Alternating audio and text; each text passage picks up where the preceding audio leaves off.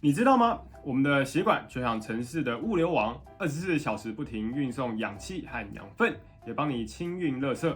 如果血管通畅，你的身体就像跑车一样顺畅。然而，一旦塞车、路面破损，甚至道路失去弹性，那麻烦可就大了。今天我们就来聊聊一个人人都应该关心的话题：血管健康。到底血管遇到什么隐形的挑战？又有什么简单方法能让它保持年轻呢？嗨，大家好，欢迎来到宽宽医师的频道，我是肾脏科宽宽医师，一起关心你我肾脏健康。我一直强调极简护肾，护肾并不复杂，我们不需要依赖神奇的产品或繁琐的疗法，只要简单的改变一些生活习惯，就能守护肾脏健康。点击说明栏下载护肾手册，用最简单的方法让肾脏更健康。我有一个邻居李阿姨，年轻时是超有活力的老师，每天跑来跑去，血压一直都很正常。但最近她开始觉得容易累，有时候会心悸、胸闷，量血压时发现血压变高。奇怪，明明作息没变，怎么突然就高血压了呢？医学上，很多人高血压其实找不到单一的原因，不过有一个重要的因素，就是血管弹性下降。血管就像道路，如果长期受到压力，失去弹性，血流就容易不顺，血压可能就会偏高。长期下来可能会引发动脉硬化，甚至增加中风和心肌梗塞的风险。最可怕的是，这个过程通常无声进行，你往往察觉不到，直到问题严重才会被发现。所以，保护血管健康是预防重大疾病的第一道防线。既然血管是防御重大疾病的第一道防线，那么我们该怎么守护它呢？第一个想到的通常就是运动。一提到运动，你是不是立刻就想到健身房，汗流浃背，气喘吁吁？别担心，我今天要教你一个很简单，可以融入日常生活的微运动，也能让血管受益。那具体该怎么做呢？我先来分享一项最新的研究，在2025年 Circulation 这个高分期刊上，一项针对超重或肥胖的停经后女性的研究。他们把参与者分成3组，第一组是维持原本的生活，也就是对照组，他们接受健康生活的基本指导，但并没有特别强调坐姿或站姿的改变。第二组努力减少坐姿的时间，这组的目标很明确，就是尽量缩短每天坐着的总时数。研究人员呢，甚至会提供站立式的办公桌，并教导他们怎么在生活中少坐一点。第三组，增加坐到站的次数，这组就是我们今天的重点了。他们被要求要增加每天从坐姿转换成站姿的次数，而不是单纯只有减少坐着的时间哦。结果出乎意料，减少坐着时间的组别，平均每天真的减少了快1个小时的坐姿，大约58分钟，但血压却没有什么显著的改变。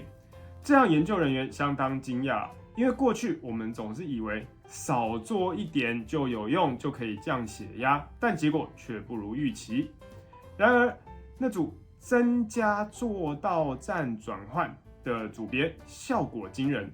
只要每天多做26次坐姿站姿转换，短短3个月，他们的舒张压平均下降2.24毫米汞柱，收缩压也有明显改善，下降了3.33毫米汞柱。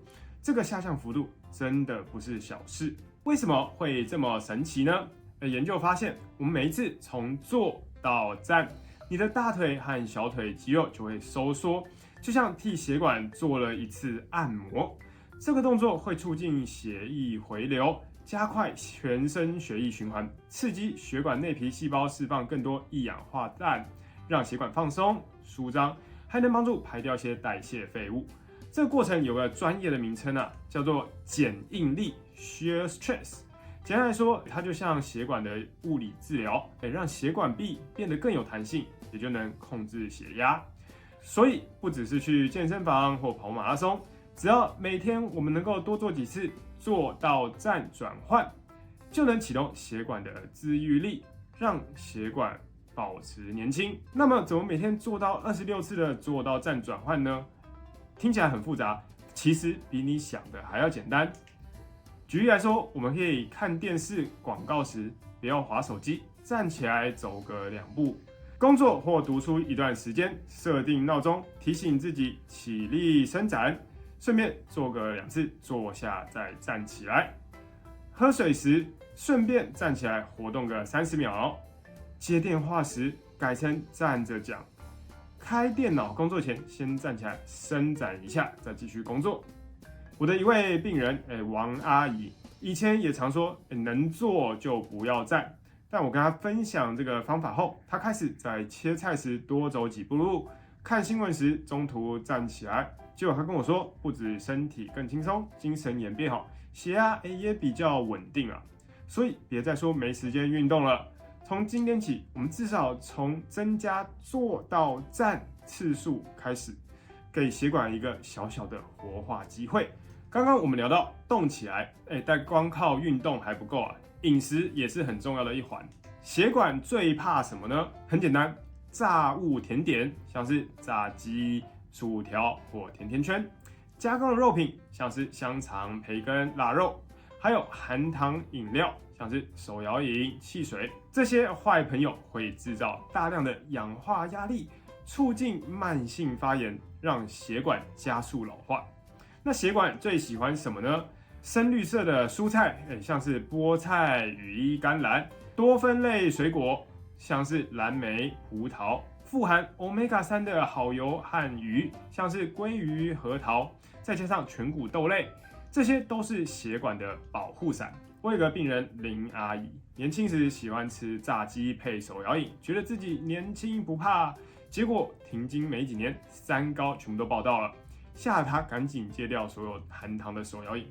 除了饮食之外，还有2个很关键但常被忽略的。第一，睡眠。睡眠是血管的修复工厂，晚上一觉好眠，血管就能进行夜间的大修复。第二，适度抒发压力，我们要让血管放松，避免长期紧绷而失去弹性。我有一位高阶主管的病人，饮食很健康，运动也规律，但血压始终偏高。后来他开始练习减压，固定早睡，没有多久血压就比较稳定了。